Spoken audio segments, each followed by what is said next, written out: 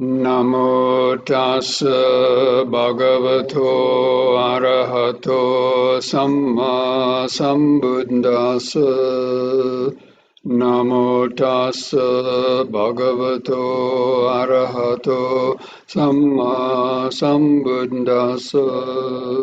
Namo tassa bhagavato arahato samma sambuddhassa.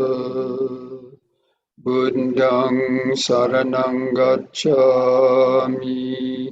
Dhammang saranang gacchami, Sanghang saranang gacchami, Dutiyampi Buddhang saranang gacchami, Dutiyampi Dhammang saranang gacchami, Dutiyampi Sanghang saranang gacchami, Tatiyampi Buddhang saranang gacchami, Tatiyampi Dhammang saranang gacchami, Tatiyampi Sanghang saranang gacchami.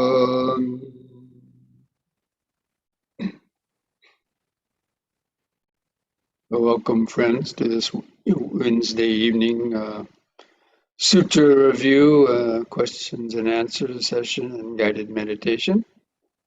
So I hope all of you are able to re-listen to the talk on samsara and dependent origination that I had sent out. So I'm going to review that topic of samsara and dependent origination because these topics really are a kind of a focus, you might say, of the Dhamma teachings and the purpose of practicing the Dhamma. Now, the term samsara refers to the actual literal translation of samsara is, or one of them, is perpetual wandering. Now, this refers to the mind and also the rounds of birth and death. So, in the Buddhist teaching, we understand that these minds have been going through the process of birth and death according to the accumulation of karma since basically beginningless time. And so this idea of rebirth plays a central role in especially the teaching about suffering and repeated suffering. Now we're going to be covering, there's two aspects about rebirth, and one is the external rebirth or lifetime to lifetime rebirth. And this refers to the, when we're living, we accumulate karma, and if we still have greed, hatred, and delusion, which is the fuel for the mind, when we die, then the mind will continue to exist or seek out another existence in another realm, be it a human realm, the animal realm, in various heaven realms, or even in some hell realms. And the rebirth there is because of the past karma. And we'll be talking more about that later. And the idea within the Buddhist teaching is eventually by attaining liberation through the practice of meditation and purifying the mind of greed, hatred, and delusion, then the process of rebirth, this external rebirth, as well as the internal rebirth, would cease.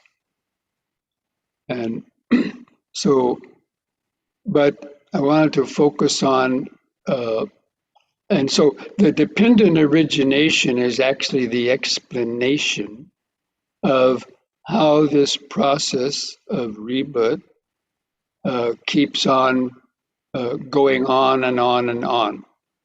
The Buddha mentioned that there's no first point in time when the mind was first born, or the first being was born, and the process of samsaric wandering started.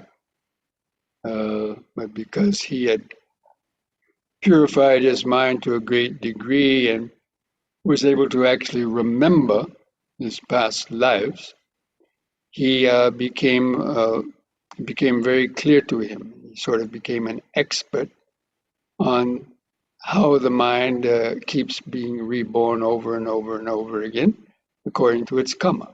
Now, very few people in existence have had that power to be able to remember their past lifetimes as well as the Buddha could. He didn't go back just one or two lifetimes or even 20 or 30 lifetimes, but he went back over hundreds and thousands of lifetimes. He never even actually came to the end of it. And he realized, well, it's no first point is shown to that. But what interested him is more importantly is the nature of suffering. And this was his quest. A lot of spiritual teachers, they immediately said, well, we have to become reunited with God, or we have to get reborn in this or this realms or attain liberation. But the Buddha didn't immediately take that approach. He talked about the nature of suffering. So this is what he asked himself. He didn't immediately ask himself, is there a God or isn't there a God, or what is eternity and so on? No. He looked around and he saw suffering, physical suffering and mental suffering in the minds of beings. So this what interested him. He said, what is the cause of this suffering? And so this was his initial question, his inquiry. What is the nature? What is the cause of suffering? Why do we suffer? And he came up with a very wonderful deduction. Who else would think of it? He said, birth. Birth is the cause of suffering. If we weren't born, would there be any suffering? If we weren't born, would there be any old age?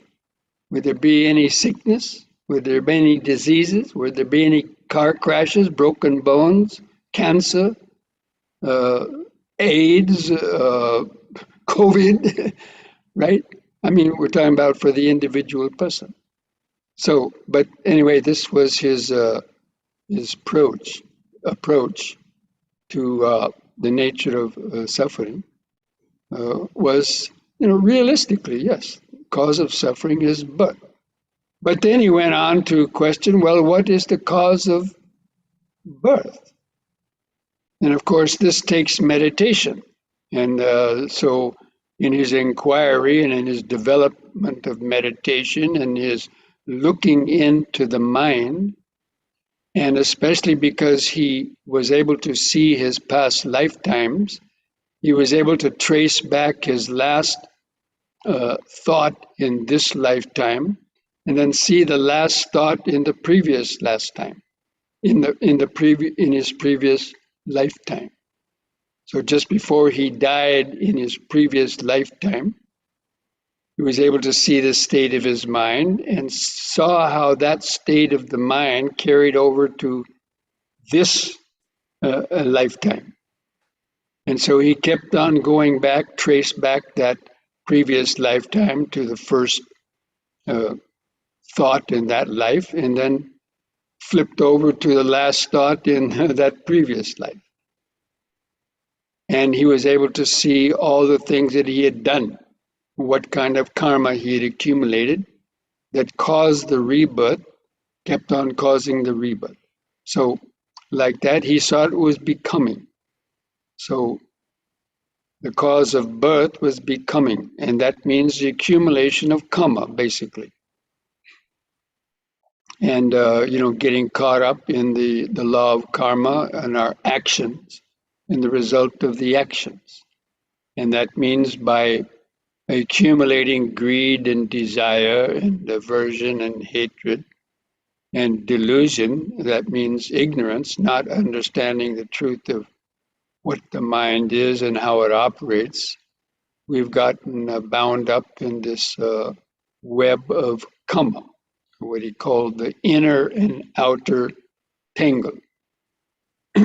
So becoming is the process of accumulating, becoming, having stronger greed, hatred, and delusion. And then what is the cause of this becoming? He saw it was grasping. Grasping after, the sensual desires and grasping after pleasant and painful sensations and being all of our karma directed at either trying to satisfy our desire for pleasurable sensations or struggling to get away from our aversion to painful sensations and all the karma that entails. So that grasping led to the actual accumulation of karma. And then then he asked himself, well, what is the cause of this grasping? And he saw it was craving. Craving is the cause of grasping. Now, craving is just initial desires, but grasping is the magnification of those desires and the thinking about them, and then which leads to the actual creation of the karma or becoming. So anyway, we'll talk more about that later, the difference between craving and grasping. So craving is the initial desire for things, but grasping is the continued thinking, planning, scheming, conniving, in order to, we're grasping after that object, thinking, I must have that object. I can't live without this or that desire, or, killing or hurting or telling lies about others in order to get away from painful feelings. So anyway, the craving is the initial desire. And then he asked himself, what is the cause of this craving? And he saw it was feeling. We have this body and we have these pleasant and painful sensations arising through our senses. And that's what triggers off our craving.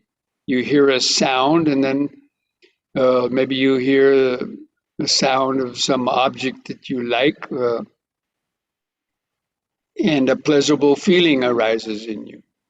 Or if you hear a sound that you don't like a car crash sound coming in your window, and you have a aversion or triggers off, all kind of thoughts, then that's an unpleasant feeling.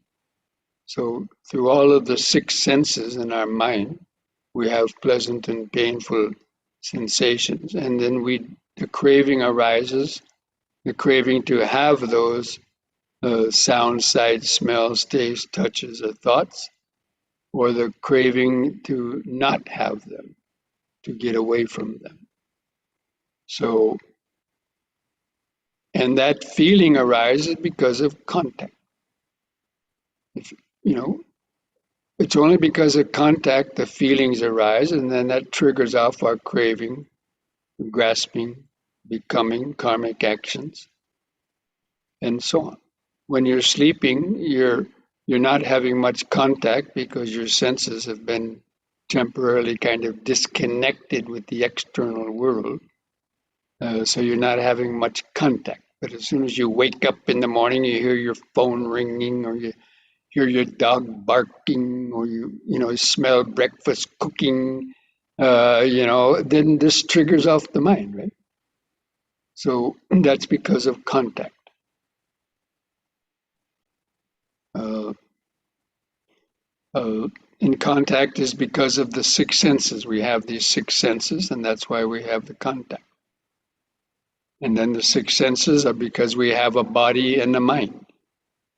Anyway, this will come more clearly later. And then he saw it was consciousness that actually creates the body and mind. It was the consciousness from the previous life and the mental formations that came with that, and the ignorance that came from the past life, that uh, from the consciousness coming from a past life into the new womb as a baby, or at the moment of conception, the new mind and body started being formed in the new life, and then it was born.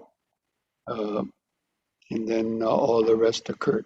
So anyway, this is the way that the Buddha uh, developed these what are called the 12 links of dependent origination.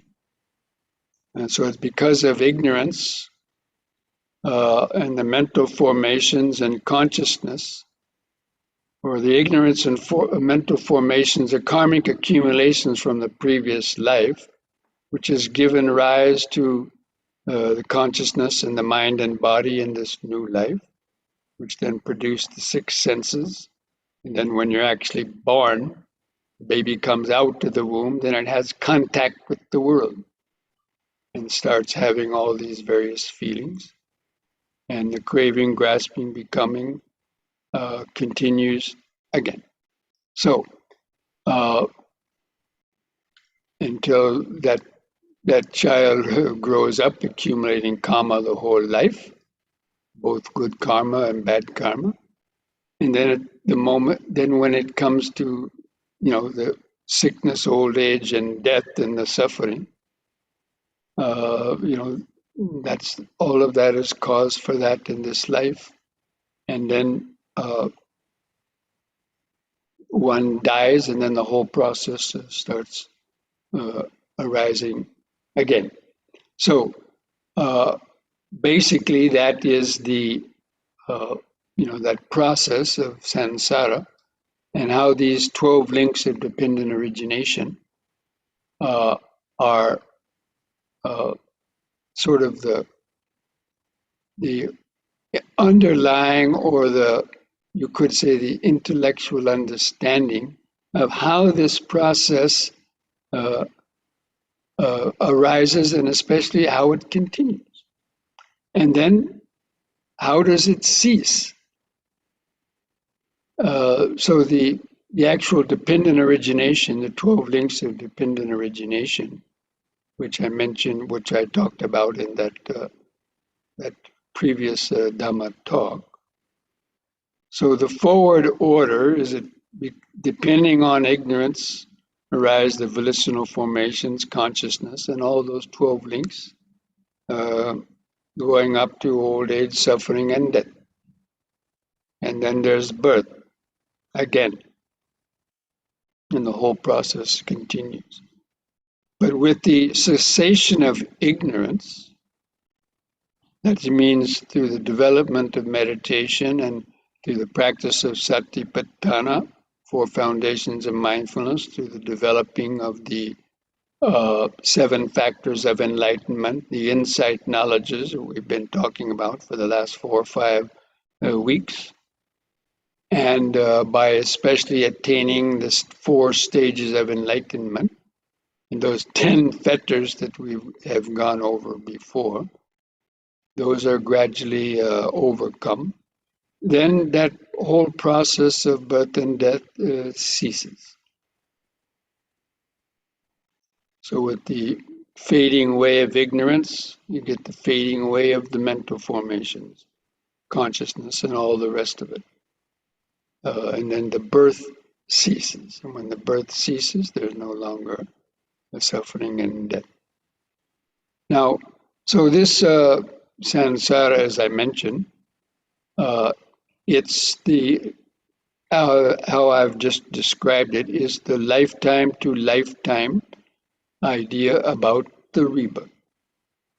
And It's about how the factors of from the past spread over the 3 periods of time. So the past life, the present life, and the future life. So from the past life we brought with us, when we were born, we brought with us from the past life ignorance and the mental formations, and then the consciousness. And then that consciousness gets planted in the womb of a new life, and then that becomes the present life. It develops the mind and body, the 6 senses. Then you have contact, feeling, craving, grasping, becoming, and suffering in this present life. And then with the death in this life, that process then gets carried over to the future life. So anyway, these 12 links of dependent origination in that lifetime to lifetime process, as I said, to span these 3 periods of time. We bring certain things with us from the past. Then in this present life, we have those things and we accumulate more and more and more. And then the residue of that, then the consciousness, then is carried over. The consciousness, ignorance, mental formations, and consciousness that you've created in this life go over to the next life, where then you have a new mind and body and so on. So now I'm going to talk about the moment-to-moment lifetime process next week, but I wanted to limit this this week's discussion to this the topic of the sort of external rebirth or lifetime to lifetime rebirth process, and these 12 links of dependent origination as they pertain to that process of accumulating karma, and then at the time of death, that the mind then seeking out another life. So, as this review, so that's a basic review of the of the talk that I gave last week. Now, no one has had sent out any questions about that. I had not sent any email questions. And so now I want to see if there's any questions about this topic from any of you out there. So, okay, it looks like there's one question in the chat box. So, this question is, you said that with the cessation of ignorance comes a cessation of mental formations. Could you explain that a bit? It is my understanding that all people, including arahants, think thoughts. So maybe I am misunderstanding what it means.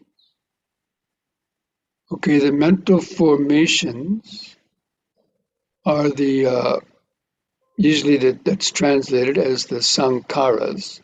So avidya paccaya sankhara, depending on ignorance, arise the volitional formations. They're called volitional formations. Okay, so sometimes it's translated as mental formations, but actually it's a volitional formations, and volition is actual the karma. So it's the thoughts and things that we've created from the karma. Now, arhats do not produce any karma because their mind has been purified of greed, hatred, and delusion, and especially of the ego. Because all of our actions are based on the ego. I am doing this. I am wanting this. And so that's the volition. And that is the karma formations. So these mental formations is sometimes they're called karma formations also, or volitional formations. So that's where the confusion arises. With the cessation of ignorance is the cessation of the volitional formations. That means the mental formations that would cause rebirth. Now, arhants don't produce any mental or volitional formations that cause rebirth. But all the other stages too, even sotapannas, people that attain jhanas, people that are even once returners, their minds are not totally purified of the ego yet. So they are still producing volitional or karmic formations, but depending on that, they're more purified than, let's say, the person who has not reached those levels. But nevertheless, even a never returner can be reborn into these what are called the pure abodes, because they're not totally have not destroyed this last higher fetters. So, so you're understanding that all people, including arhants, think thoughts. Yes, the Buddha had thoughts, but there was no ego behind them. So those thoughts did not create any karma. Now that's where people often get confused about this idea about, karma. Arhants don't produce karma because their mind is already freed from greed, hatred, and delusion, and especially the ego. Everything that we do as a normal person has ego behind it, but the arhants don't do things with ego.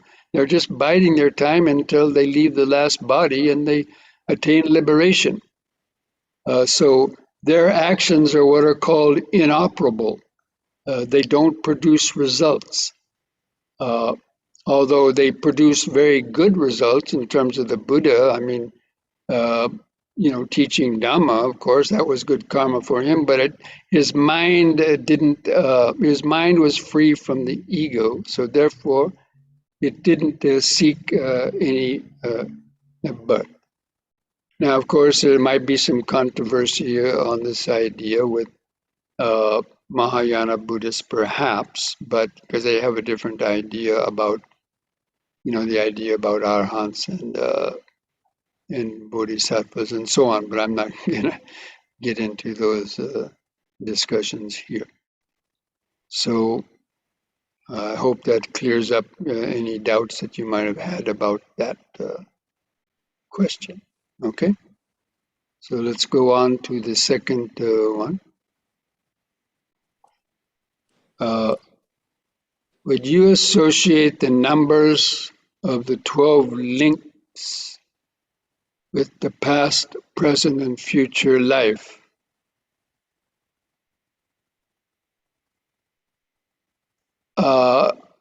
Well, yes. I don't know if I can remember all of them perfectly. You can read it in books. You can find out that from books. But basically, as I mentioned, from the past life, we have the ignorance and the mental, the karmic formations and the consciousness that come from a past life. And they're carried over to the new life with the consciousness. So at the time of death, there's what is called relinking consciousness. That's the last thought, the last moment of consciousness before the mind dies. It takes with it the karmic impressions, or the sum total of the ignorance and karmic impressions to the next life. So it's the ignorance, the karmic formations and consciousness coming from the past life, and then the consciousness in the new life That means, okay, number 3, and then 4, mind and body, 5, 6 senses, 6, 7, 8, 9, 10 are into the new life and then accumulating more karma. And then going to the next life would be the then you take the accumulated volitional formations and ignorance from this life uh, into the next life. So basically, like that. If you want more explanation of that, you can consult the Abhidhamma, uh, and might elaborate a little bit more on that. Okay.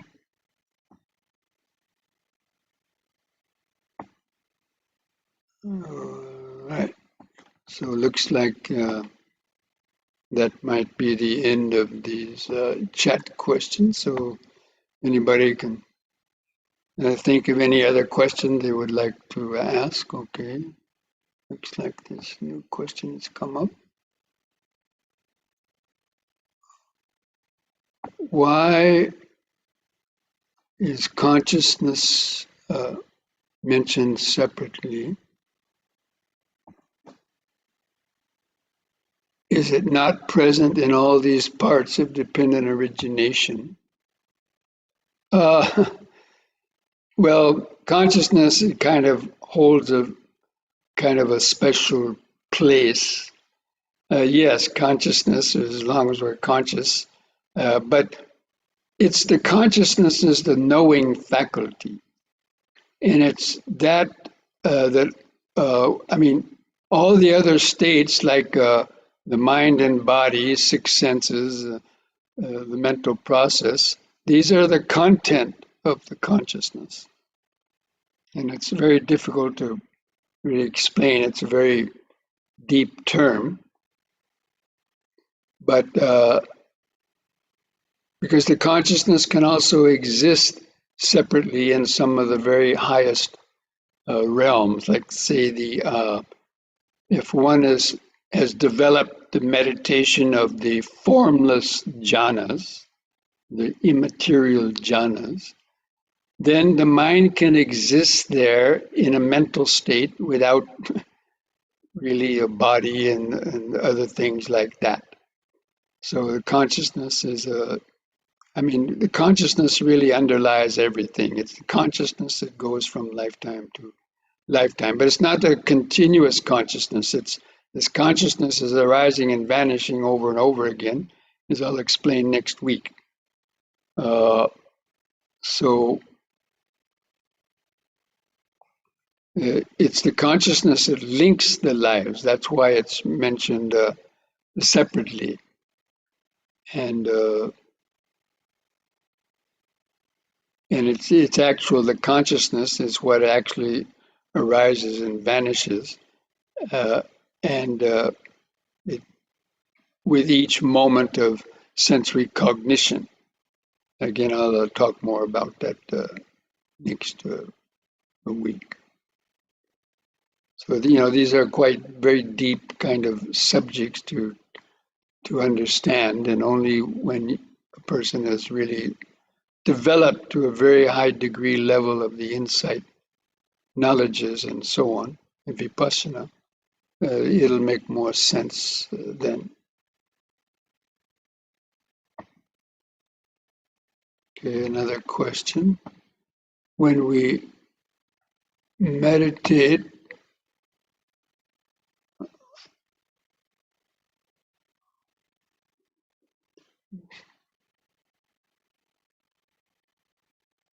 or sleeping, we do not generate karma. So we should be making the effort to meditate as long as we can. Can you please talk about good karma that will offset bad karma, such as practicing metta?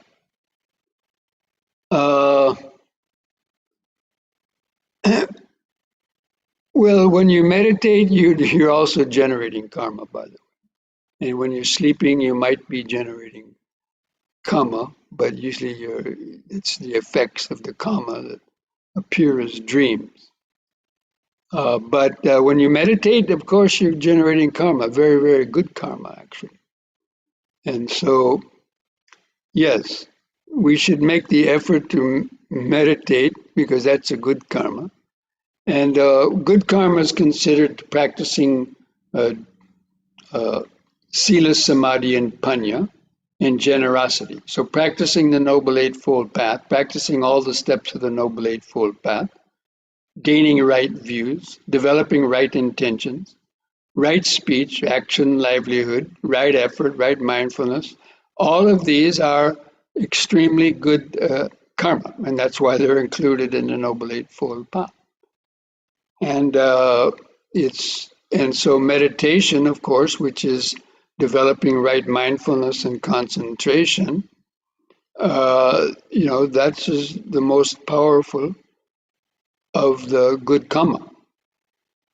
And that offsets the bad karma because when you're cultivating good uh, thoughts, all those positive steps of the Eightfold Path, at those times you're not creating bad karma. It's only when you lapse in your mindfulness and you start, uh, going back into wrong views and wrong speech and so on, because of your lapse of mindfulness, then you get back into generating bad karma. So in a person's life, especially people who are practicing Dhamma, uh, we create both good and bad karma. It's only when you reach a stage of, a once returner or never returner that you're no longer creating bad karma, but you're creating good karma. But and eventually, it's easy to let go of the good karma, but it's hard to let go of the bad karma. And it's very interesting. There's a little saying. It's easy to do things that are bad for us. Like when you were a young child, you picked up bad habits. Quite easy to do that. You saw your friends smoking or, using bad language or your parents and other things. And so a child picks up these bad habits, but then very hard to stop them. And then on the other hand, it's hard to start doing good things that are good for you. How many years before you started actually practicing meditation? How many years did it take you to stop, using alcohol, drugs, or cigarettes, or practicing the Dhamma?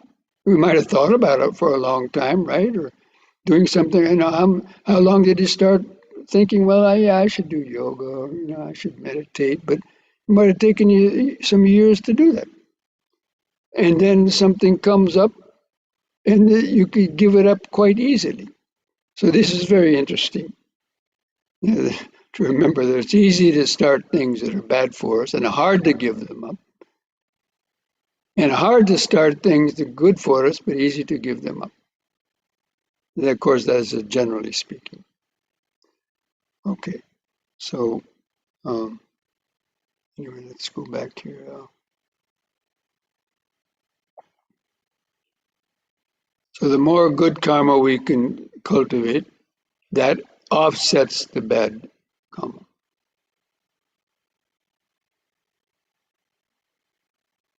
Okay, so even having these discussions, I mean, this is part of the discussing Dhamma at the right time. Now, all of you people have been coming to these Dhamma discussions for quite a long time. And in that way, you're creating good karma because hopefully you're not thinking bad thoughts while you're listening to this program or, in doing the guided meditations. So at least at that time, when you're doing this, your mind is free from, negative thoughts.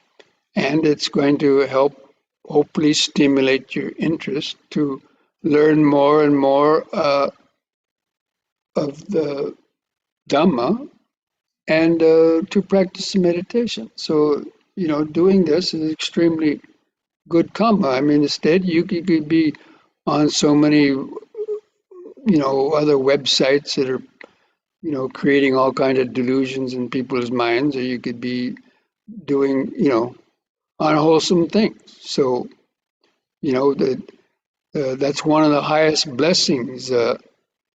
Hearing Dhamma at the right time and discussing the Dhamma at the right time. Clearing up your questions. So that's extremely good karma from the Dhamma point of view. Okay.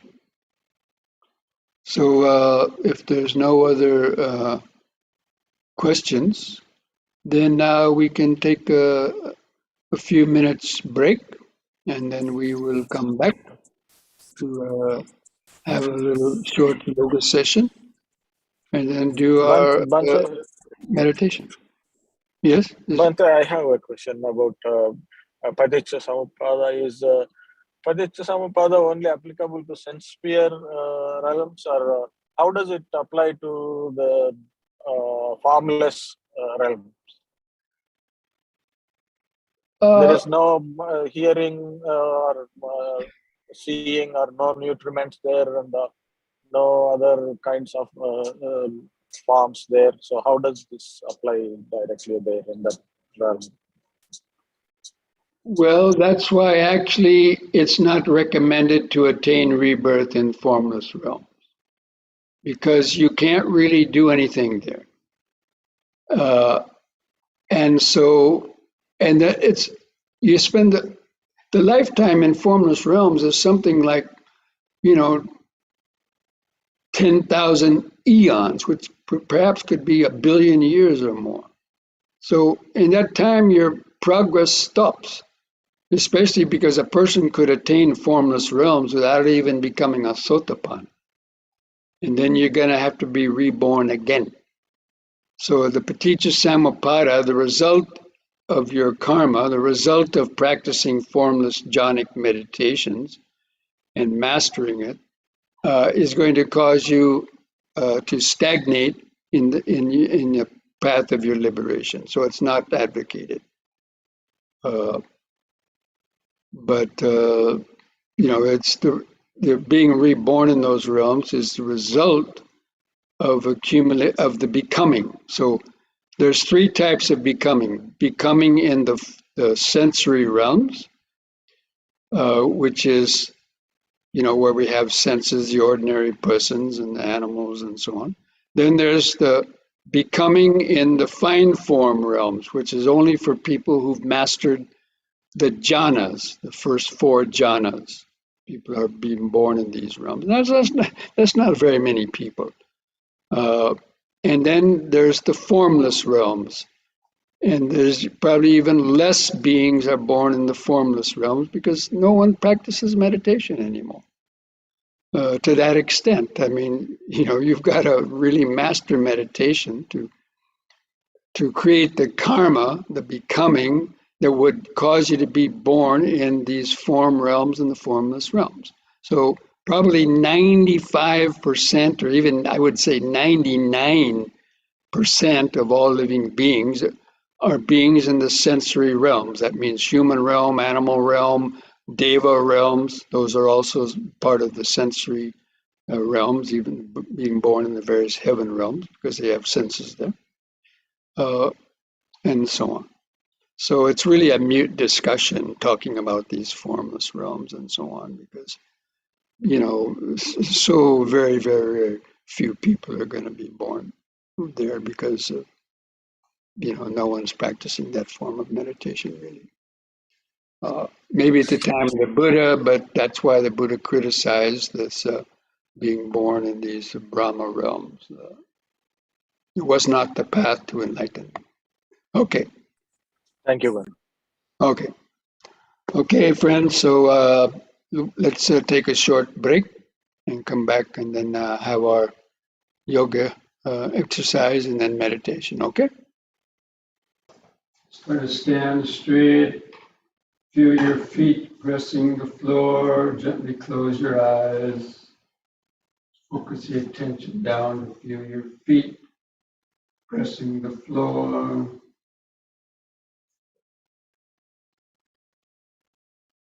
Feel your arms and hands hanging at the side. Relax your shoulders. Feel your head balanced on top. Just focus your attention on your eyes. Feel the eyes in the socket. Try to mentally feel the outline of standing body. Then begin some deep, slow breathing. Take a few seconds to expand your abdomen, rib cage, and upper chest. Holding the air in the lungs 2 or 3 seconds. Allow all the oxygen to get into the bloodstream. Try to feel the last bit of air go out of the lungs on the out breath. Just take several more deep, slow breaths like that, developing this mindfulness. Breathing in, letting go of the past and future. Breathing out, standing here and now. Breathing in, letting go of the past and future. Breathing out, standing here and now. Breathing in, feeling the whole body.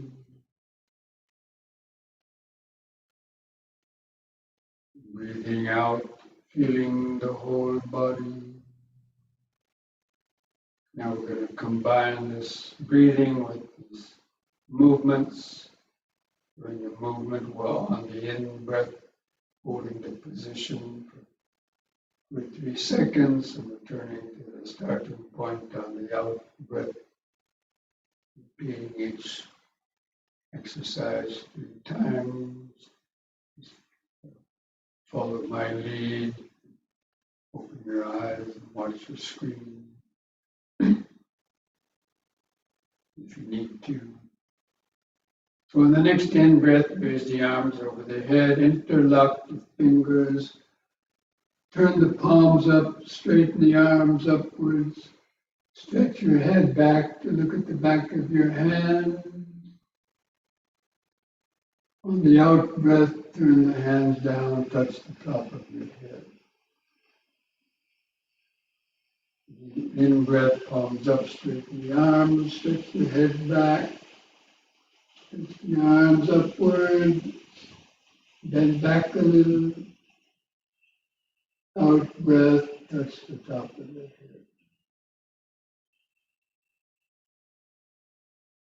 Third time, hold the upward stretch longer. Feel the sensation.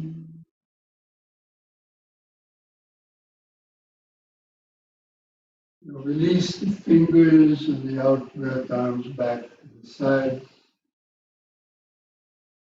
Just close the eyes. Feel the increased sensations in your hands and fingers. You should feel increased subtle pulsations or tingling sensations.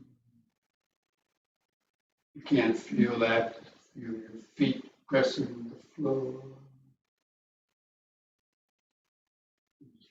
Keep your attention focused on the eyes. Feel the outline of the body. Just remember standing.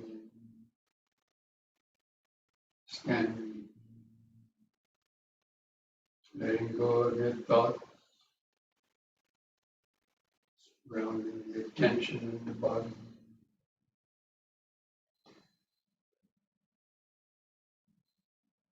On the next in-breath, push up on the toes and raise the arms over the head in this way, facing the hands toward each other over the head and stretch up. On the out-breath, come back down, arms to the side, heels to the floor. Use the in-breath to help lift up the body, like blowing up a helium balloon.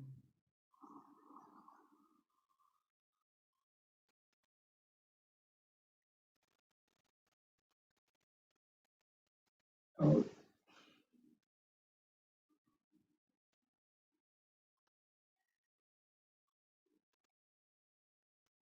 Once more in.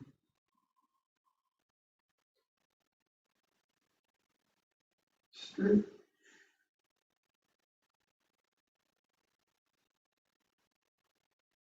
Out.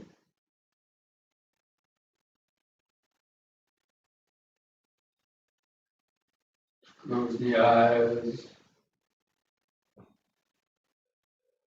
Feel the feet pressing the floor. Feel the arms and hands at the sides. Feel the subtle tingling sensation in the palms of fingers.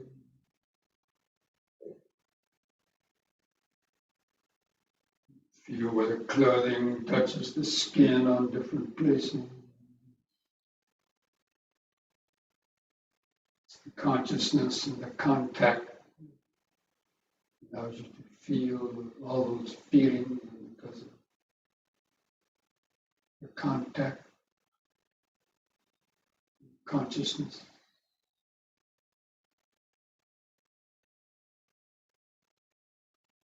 Tingling sensations might be a pleasant feeling. If you have any aches or pains, it might be an unpleasant feeling.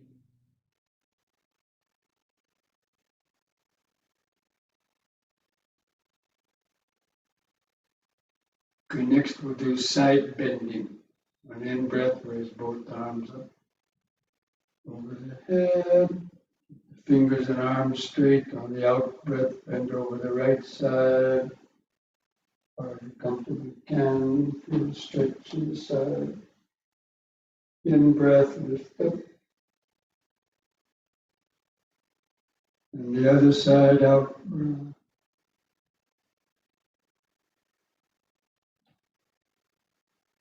In-breath. Again to the right, out-breath.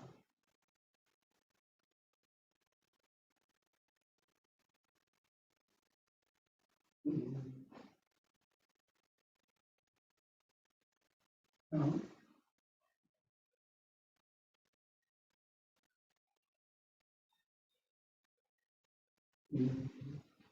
Once more to each side.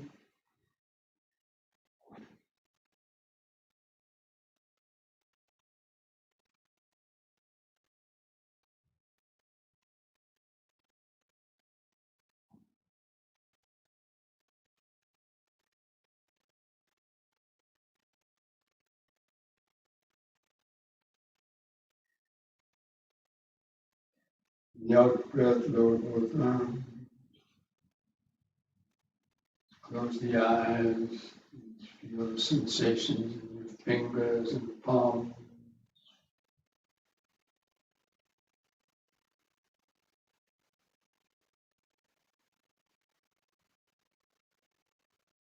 All those sensations you're feeling, pleasurable feelings and neutral feelings, unpleasant sensations. It's because of contact. All those cells are connected to the nervous system that vibrate. It's part of the contact.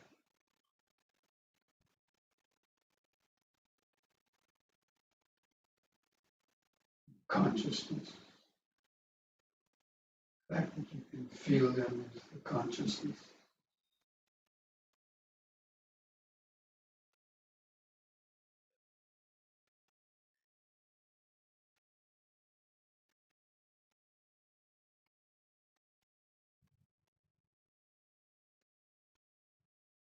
Okay, next we're going to do knee bending. For the next in breath, lift up on the toes and raise the arms up front for balance. On the out breath, bend the knees and lower the body down into the squatting position if you can, balancing on the balls of the feet. Take a deep breath to push up. The muscles in the legs pushing the body up. On the toes. Again, out breath.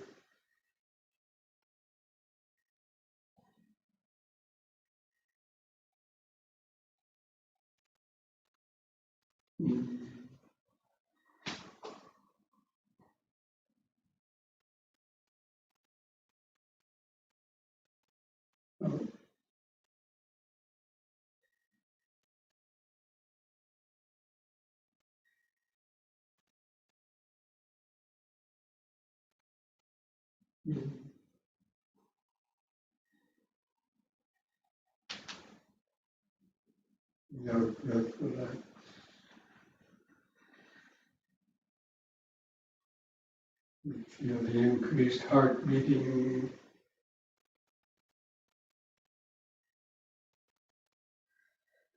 Any pains were felt, that's the painful feeling.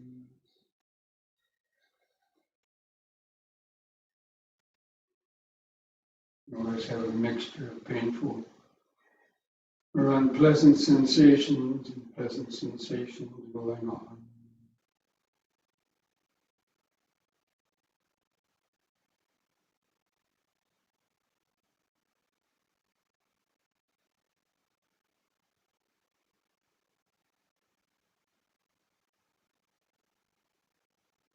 Keeping the awareness grounded in the body.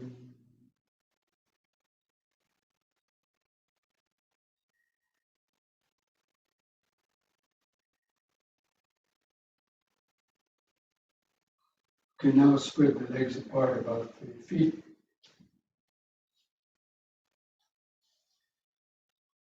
And holding the arms out at the sides, do twisting from right to left. Breathe in. On the out breath, twist to the right. Focus your eyes on the hands going back.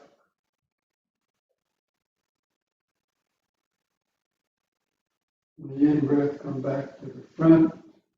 Let the feet turn with the body and go to the other side with the next out breath.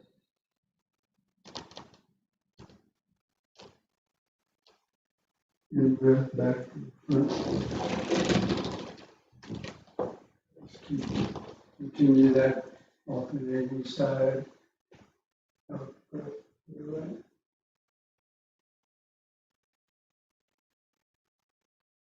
In breath. Out breath.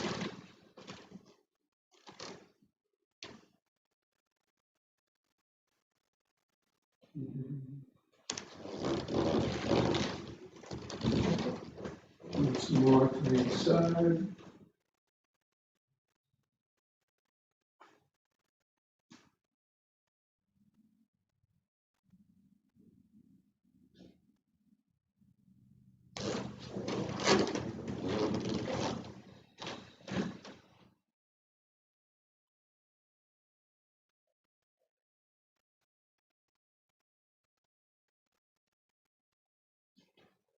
Lower the arms.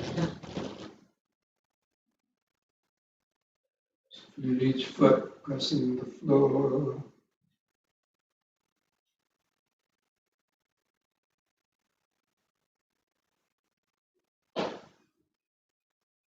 Feel the increased life force sensation.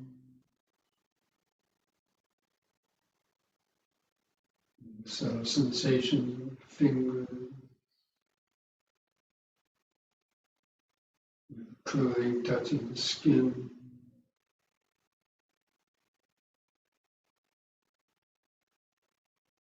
The contact, the clothing rubbing against the skin is also contact. Produces sensations in the nervous system.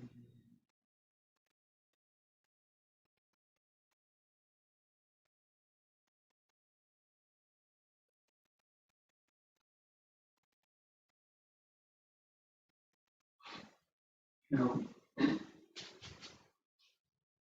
we're going to do forward and backward bending. Keeping the legs apart, let the hands touch the front of the legs. Be careful with back bends, don't bend back too far the first time. So breathe in.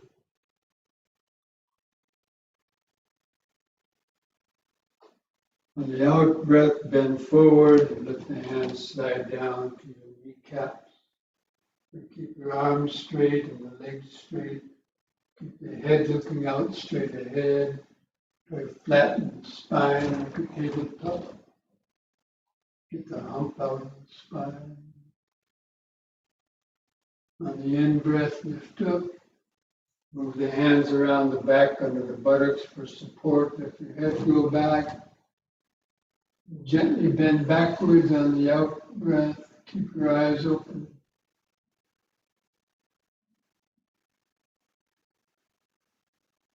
On the in breath, gently lift up.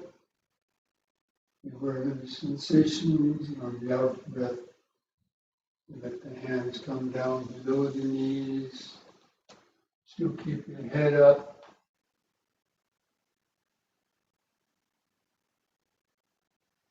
With a stretch in the back of the leg.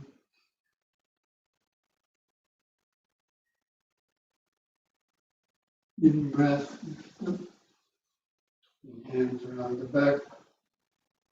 Out breath, bend back a little more. Be careful.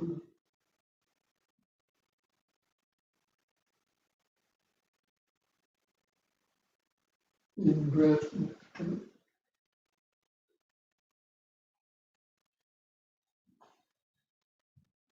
Third time, let the hands come down as far as you can toward the feet.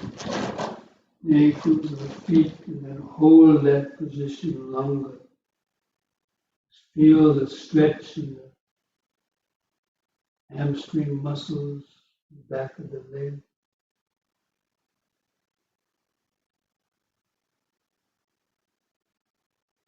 With all the different sensations, there might be some unpleasant sensations, painful sensations, with the unusual stretch.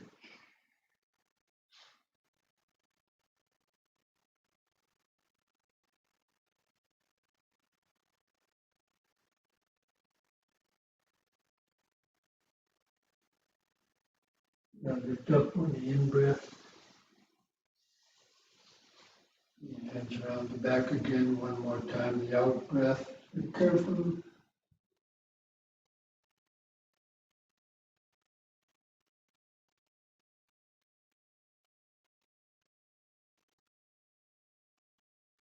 In-breath, lift up. And just relax. Feel the whole body vibrating, pulsating.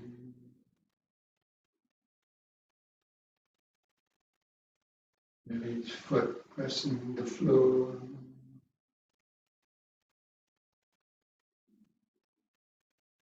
Feel a mixture of both some unpleasant sensation as well as pleasant sensation.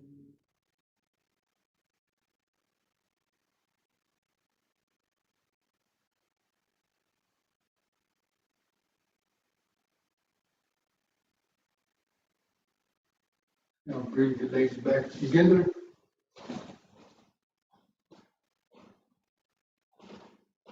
We're going to do one last simple exercise, and head turning from right to left. Try to keep your chin lifted up level to the floor, and breathe in, turn your head to the right. As far as you comfortably can, try to look over your right shoulder. And the out breath, turn 180 degrees back to the left.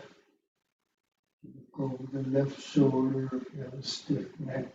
Be careful. Concentrate into the neck vertebrae. In breath back to the right.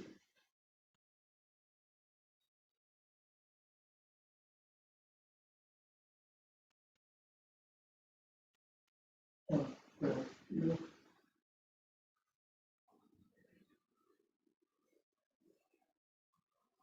Turn your eyes to the left. Bring it back. In breath back to the right. And eyes to the right.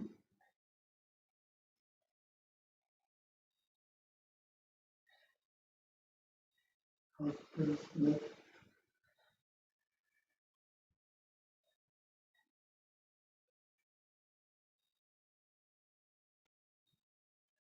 In breath, right.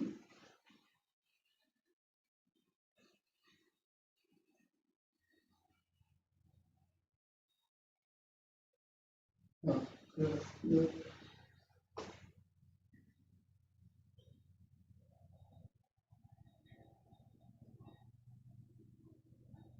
On the in breath, let the head stop in the center.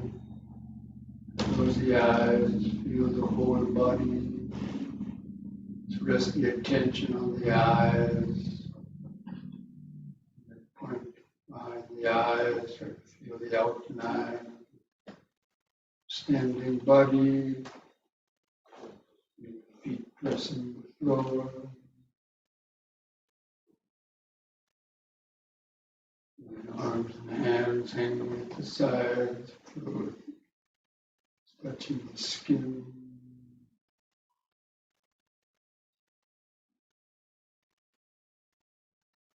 Feel that activated life force sensation. Allowing the mind to rest in the present moment, grounded in the body.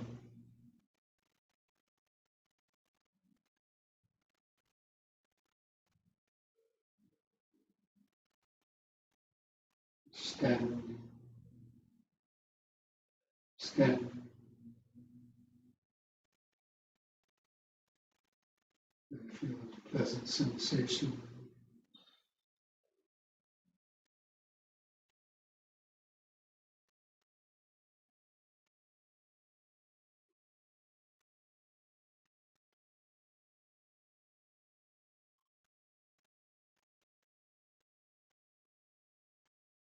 Okay, so now let's come back to our sitting places for the sitting meditation. Just try to sit straight.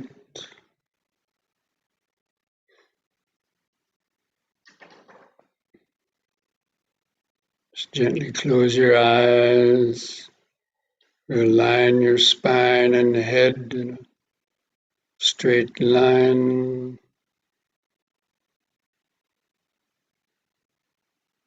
Keeping the chin lifted up level to the floor.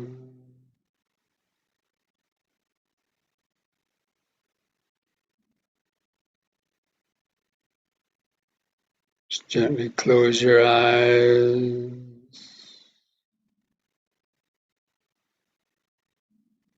Just rest your attention on your eyes.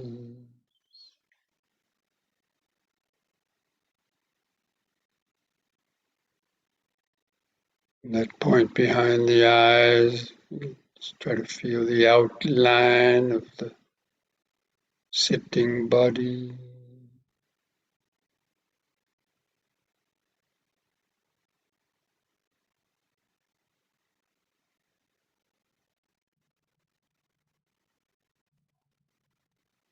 Just try to hold that outline of the sitting body in the mind's eye.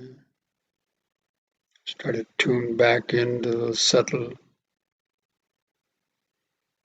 vibrations of the body that you were feeling in the yoga exercise.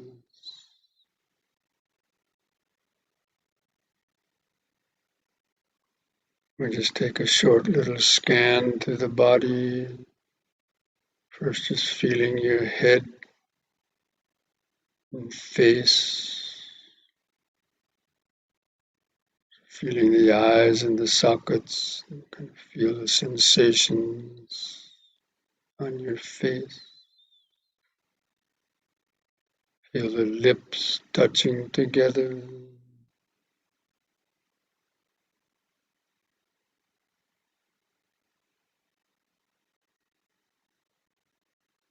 Feel the shoulders. Just relax the shoulders. Feel where the clothing touches the skin of the shoulders. Feel that contact giving a rise to the sensation, the feeling. Feel the weight of the arms hanging from the shoulders.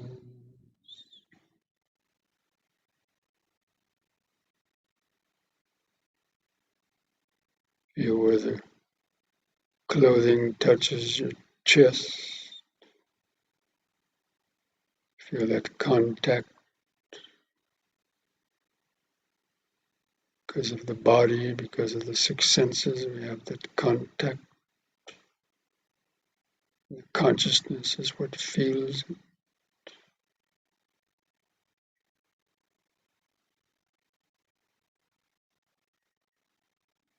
You feel your hands and fingers, where they touch together, where they touch the body.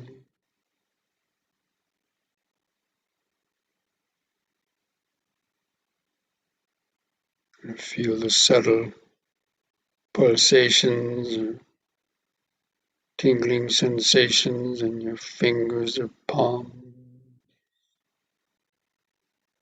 Try to feel the outline of your thumbs or fingers.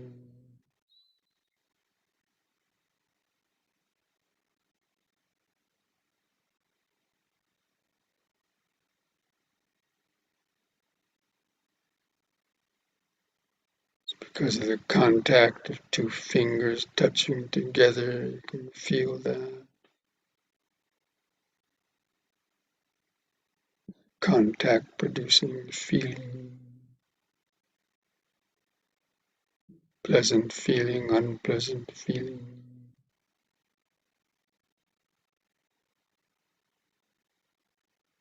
You might think about it.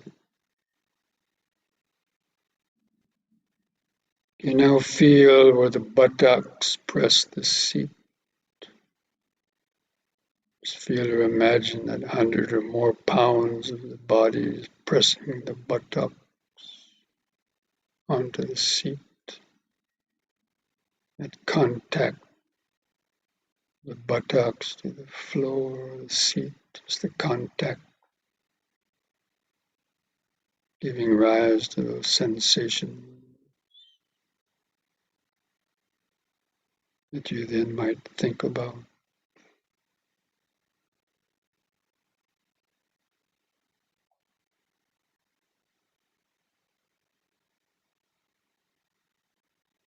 And let the awareness kind of move down to your knees and then down the lower legs to your feet and toes. Sort of focus on your feet and toes, feel all those different sensations. Maybe where the socks touch the skin of your feet. It's also the contact giving rise to sensation.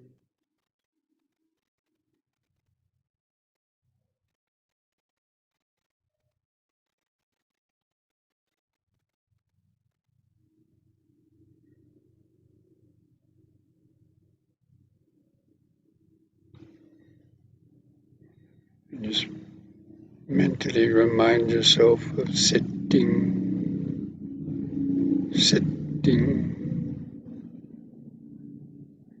If any sounds are heard, it's just hearing contact, sound contact, giving rise to hearing consciousness.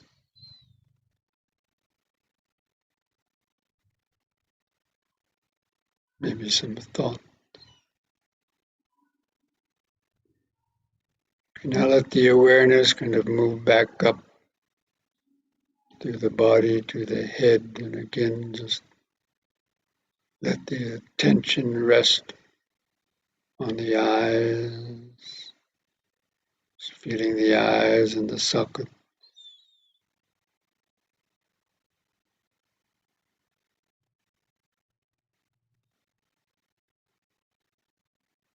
Let the awareness expand a bit. Feel the outline of the sitting body.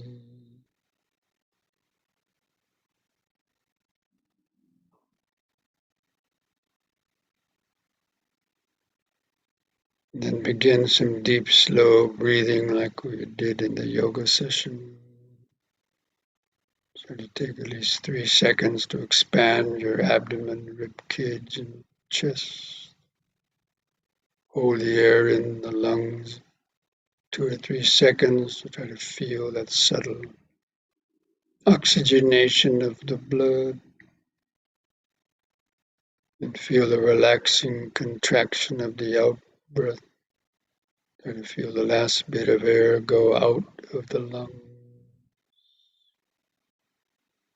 And then the next in breath.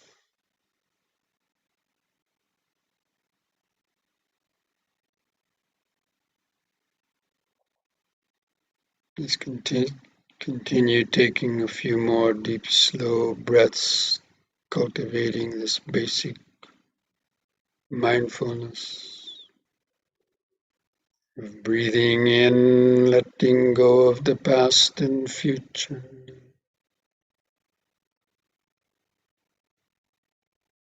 Breathing out, sitting here and now.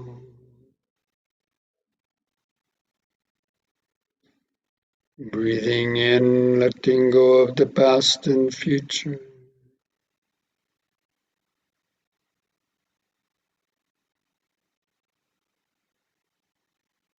Breathing out, sitting here and now. Breathing in, feeling the whole body.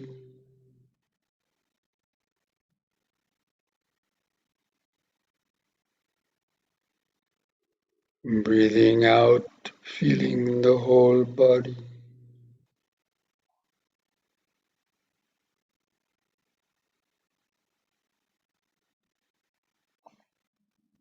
Now we're going to count our breaths from 1 to 10 to try to develop a more continuous concentration on the breathing. Just keep your attention focused in the center of the body to feel the expanding and contracting sensation. I'll do the counting for you. Just try to follow that.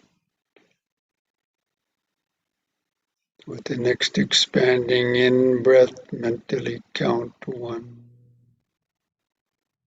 Hold the breath in 1 or 2 seconds. With the contracting out breath, also count 1. Feel the last bit of air go out.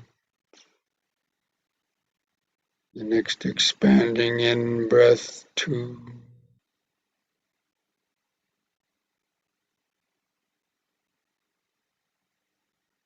Contracting out breath, 2.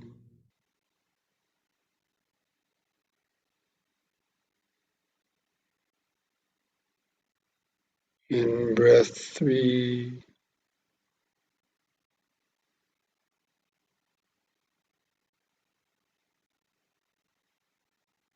Out, 3.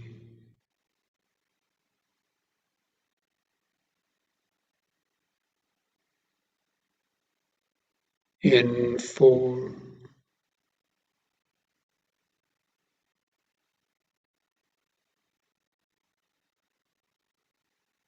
Out, 4.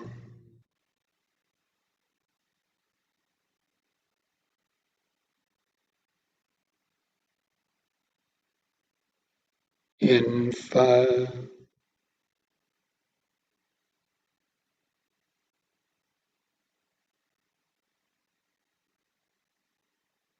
Out, 5.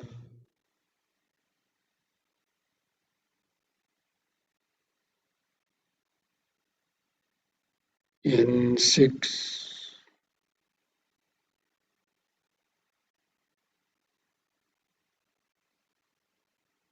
Out, 6.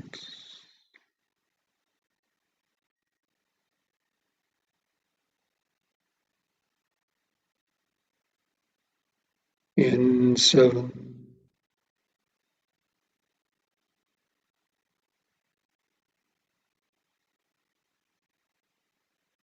out 7,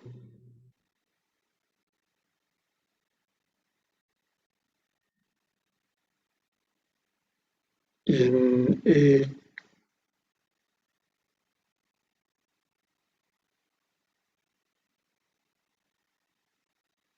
out 8,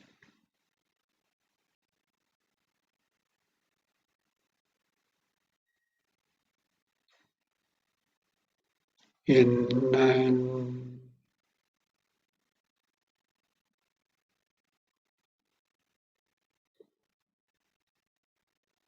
out 9,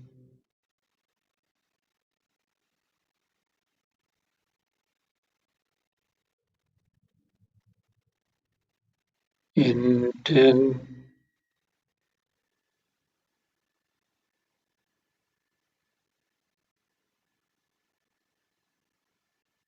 out 10. Now discontinue the counting. Let your breathing return to its uncontrolled, shorter, irregular rhythm. But continue to feel it. Just keep your attention focused on expanding and contracting sensation.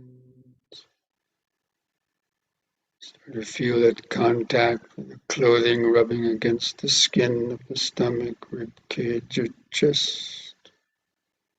It expands and contracts. Contact giving rise to sensations that then you identify as breathing in, breathing out.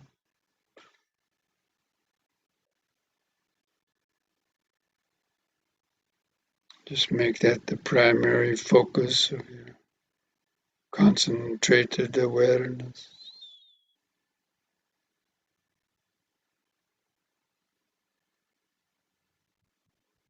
Mindful attention.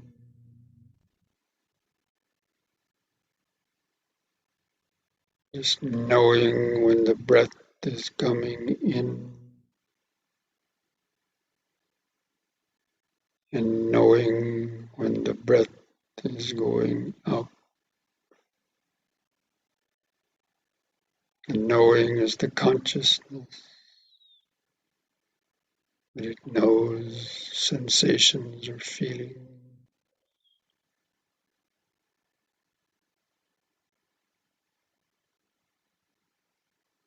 And identifies this as an in breathing, and this is the out breathing.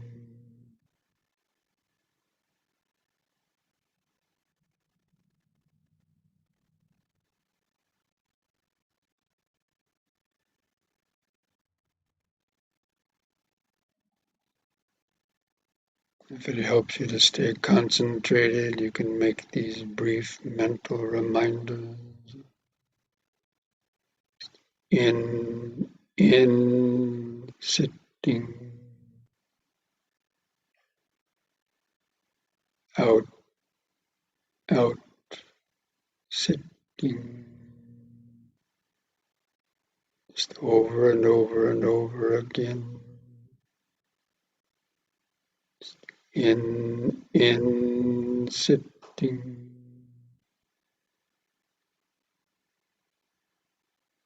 Out, out, sitting.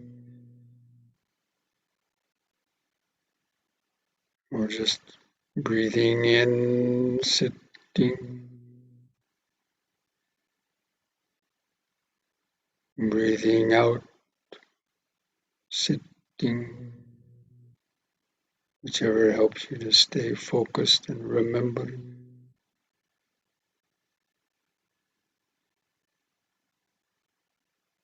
Just try to imagine, feel that you're looking down through the microscope.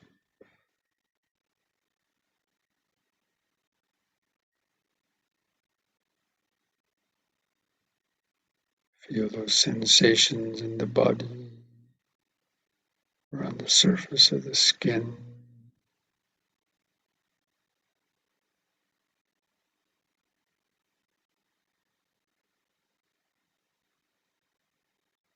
Just try to notice how each breath is different. Sometimes it's a short breath, sometimes it's a longer breath.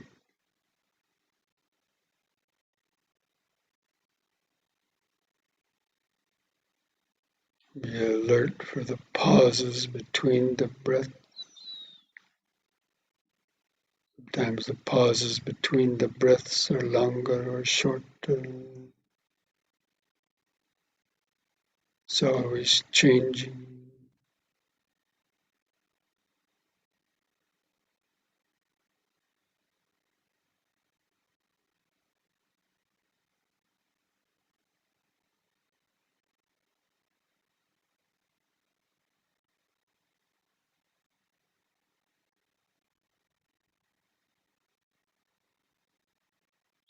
In, sitting.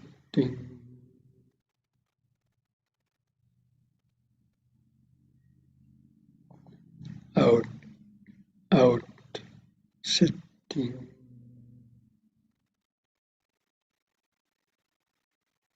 It's the ongoing, continuous connection to the present moment.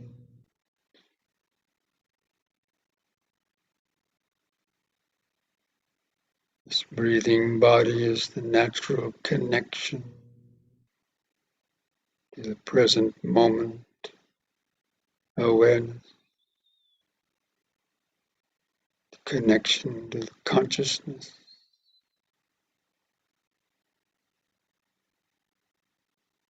It's grounded in the body.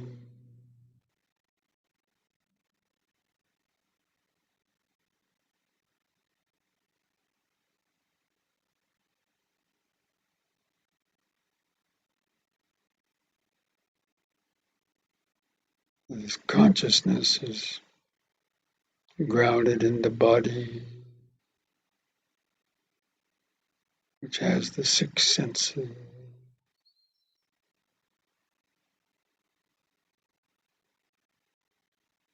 which allows you to have the contact through the skin, through the ear.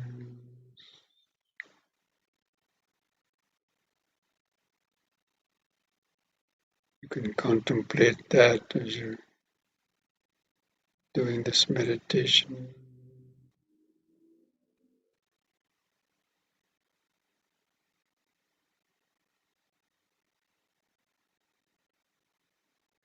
Having the mind and body, the mind is the consciousness. This physical body gives rise to it has the six senses. Depending on the six senses arises the contact, which are the vibrations, giving rise to the feelings, pleasant or painful feeling.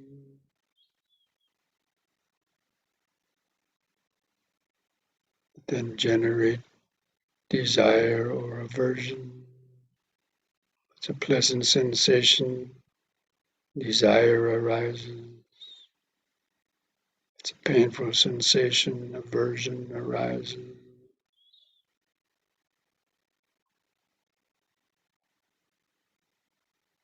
Just try to observe that.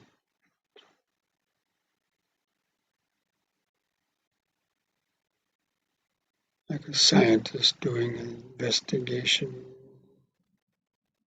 an experiment. Mind and body gives rise to through the senses, gives rise to contact, feeling, and desire or grasping.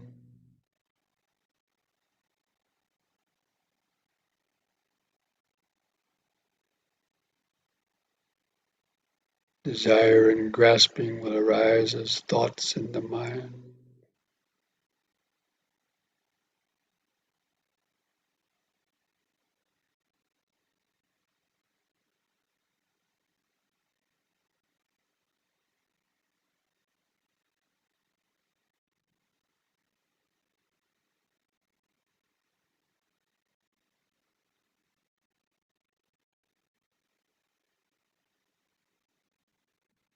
that our continued thinking about certain objects is the mind grasping these objects.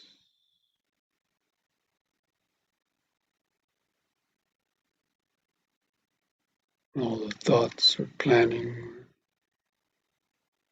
about how to get these objects or how to get away from them,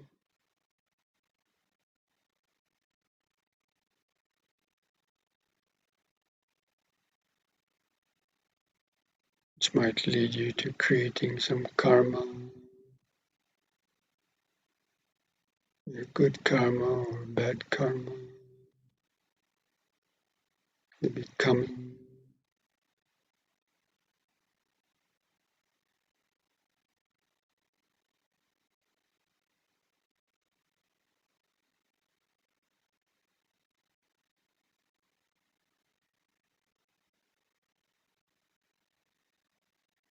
As you're sitting longer, especially be alert for unpleasant sensations turning into painful sensations, the mind not liking them, worrying about them.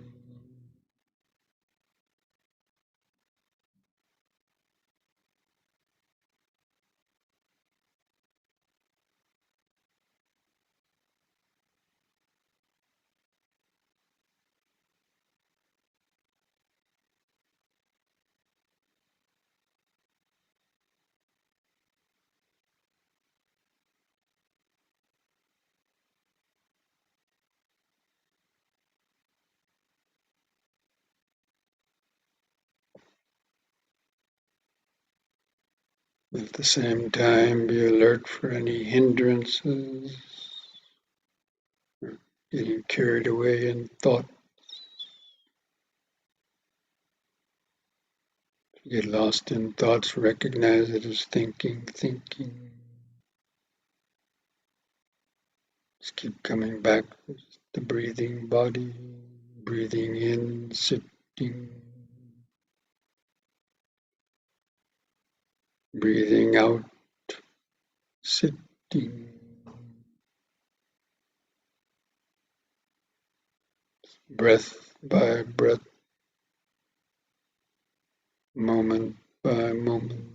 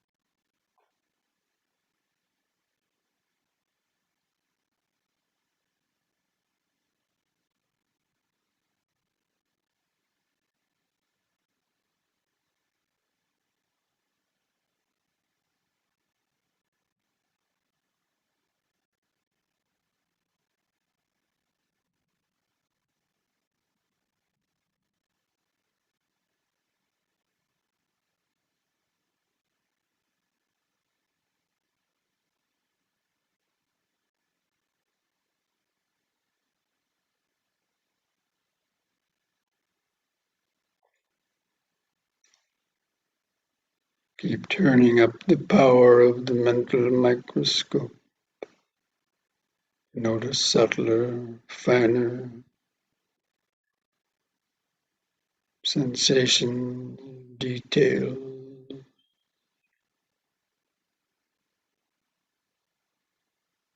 contact, feeling, craving, grasping process.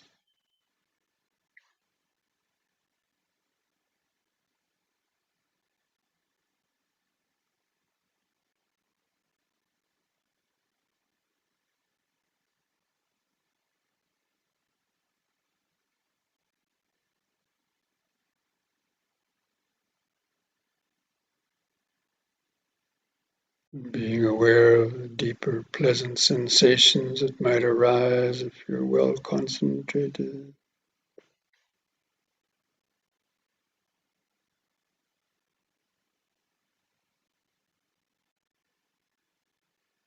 Noticing even subtler thoughts moving through the back of the mind.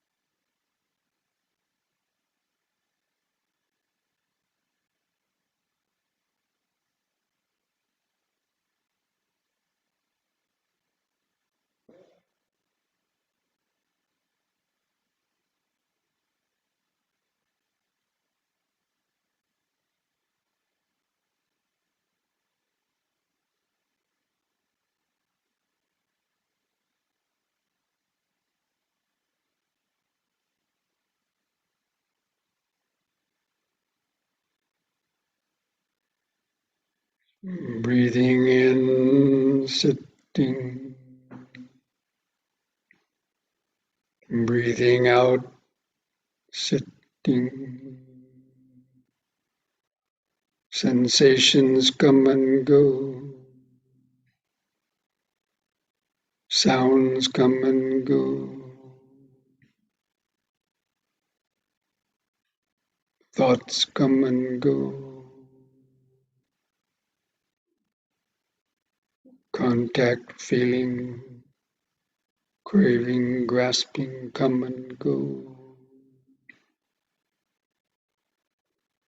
Thoughts of I, me, or mine coming and going.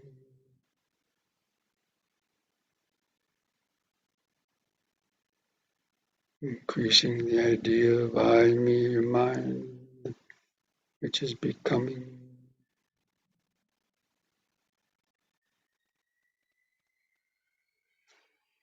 And all of those contacts, feelings, thoughts, the five aggregates, just constantly arising, lasting briefly, vanishing. It's the rising and vanishing moment by moment. It's the process of samsara.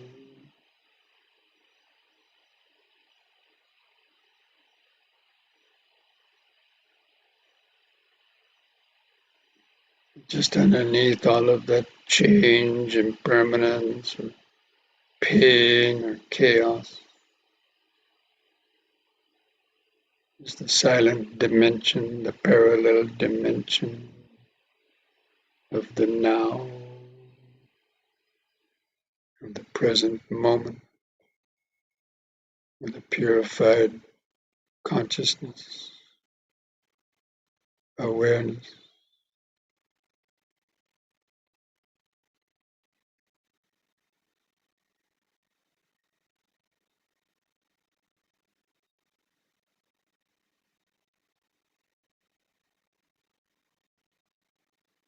And the mind is resting in the present moment without thoughts of I, me, or mine, and it's not really creating any karma. It's only when the thought of I, me, or mine comes in, react to something, wanting or desire, take action upon it. That's the becoming process.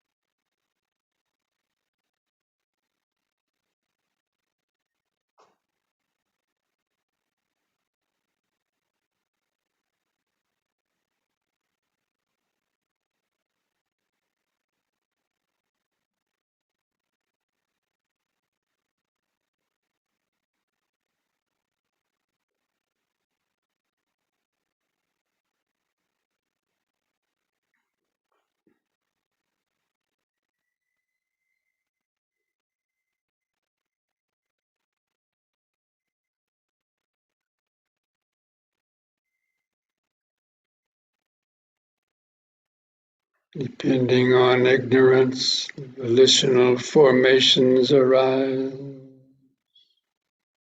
Dependent on the volitional formations, consciousness arises. Dependent on consciousness arises the mind and body, the six senses, and contact. Depending on contact arises feeling and craving, grasping. Dependent on grasping arises karmic producing becoming. Depending on becoming arises the birth, the next life, or even in this life. Because of birth, there's sickness, old age, decay, so many types of mental sufferings, and then death.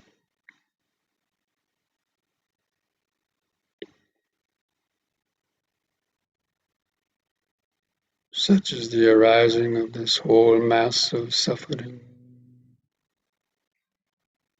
with the entire cessation of ignorance, the accumulation of karmic volitional formation ceases,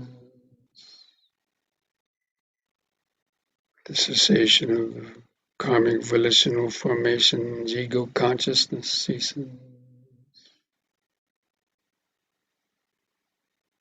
the ceasing of consciousness, mind and body cease.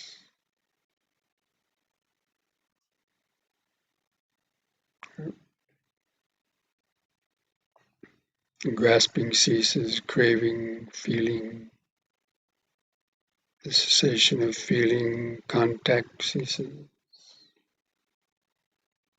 the six senses,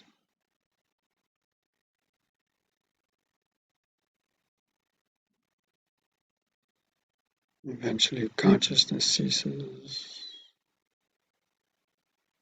Thus there is the cessation of this whole mass of suffering.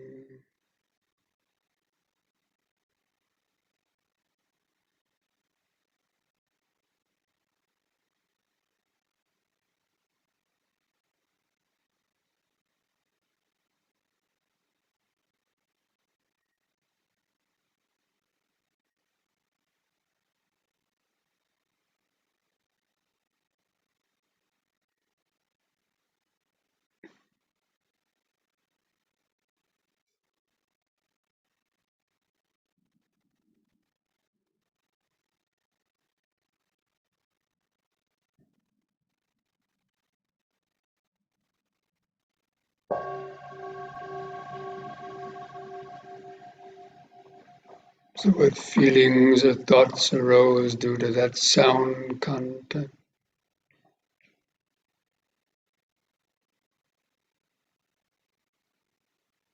Happiness that the meditation is over, unhappiness because you wanted to meditate longer.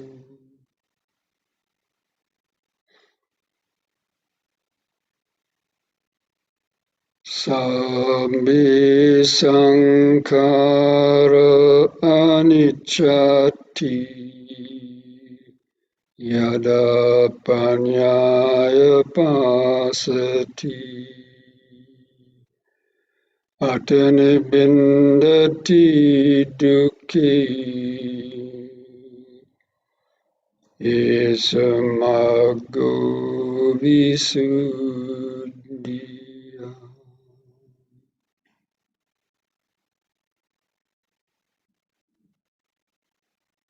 All conditioned things, the five aggregates of this body, mind, and world, are impermanent. They arise only to briefly last and then vanish. When one sees this with the eye of wisdom, one becomes disenchanted with samsara, with suffering.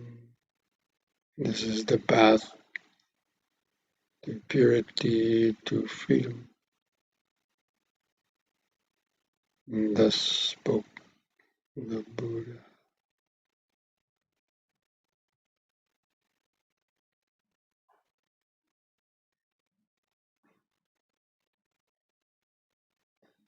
Now I invite you to join in chanting the word sadhu 3 times slowly. Do the chanting on a long out breath. So and take a deep in breath.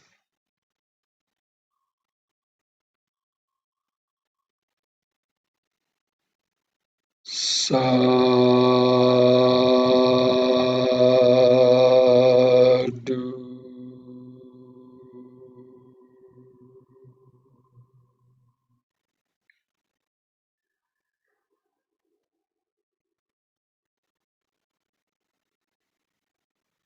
Sadhu.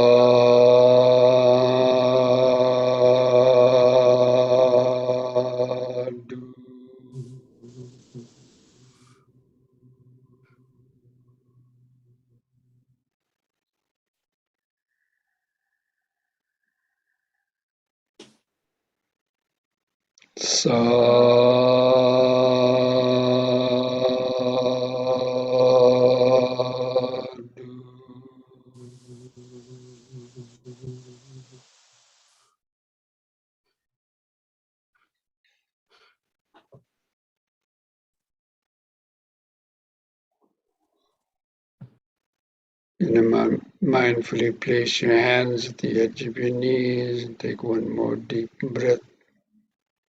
As you breathe in, stretch the head back, pull the hands against the knees, arch the lower spine,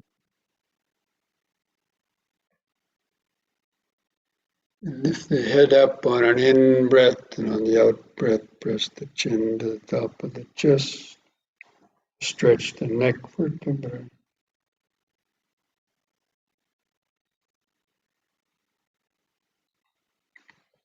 Lift the chin up level on an in-breath. Relax on the out-breath. Put a smile on your face.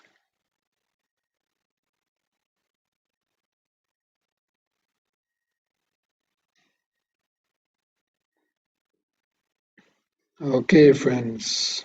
So I hope you're able to have a peaceful meditation, maybe get some insights into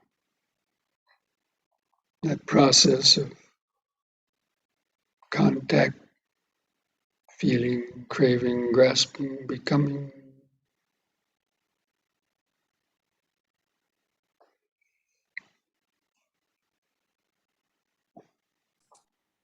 Okay, friends, so we'll see you again next week.